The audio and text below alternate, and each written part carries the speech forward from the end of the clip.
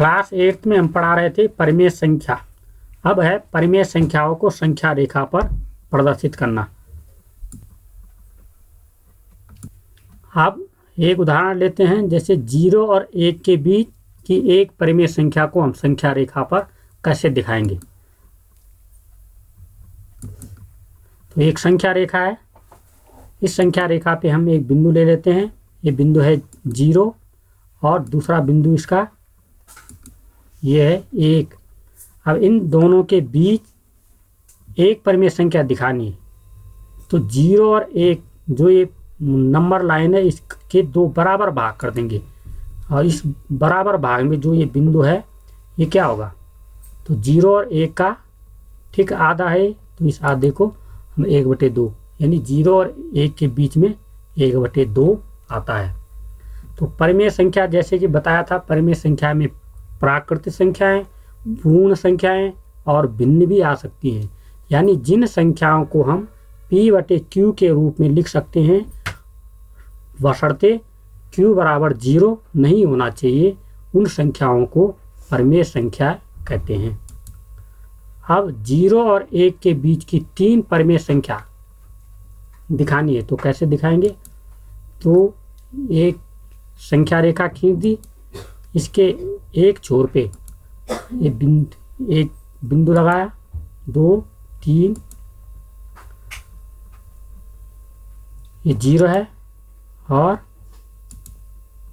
ये 1 है, इसके बीच में एक बिंदु और इधर एक बिंदु और, यानी इसके 4 बराबर भाग कर दे हमने, क्योंकि 4 बराबर भाग करेंगे तो इनके बीच में 1 2 और 3 ये 3 बिंदु आएंगे। तो अब ये 3 बिंदु क्या क्या होंगे जब हमने इसके 4 बराबर भाग किए तो एक भाग को बोलेंगे 1/4, जिसका दूसरा भाग 2/4, तीसरा भाग 3/4 और चौथा भाग 4/4। 4/4 यानी अगर हम इस 4 का भाग 4 में दे दें तो 4 एकम 4, 1 ही आता है। यानी 0 और 1 के बीच में जो 3 परिमेय संख्याएं हैं वो होंगी 1/4, 2/4 और 3/4। अब आगे चलते हैं, 1 और 2 के बीच कौन सी परिमेय संख्या आएगी।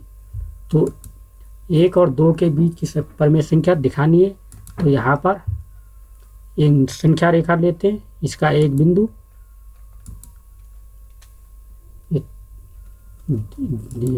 0 और 1, ये 2,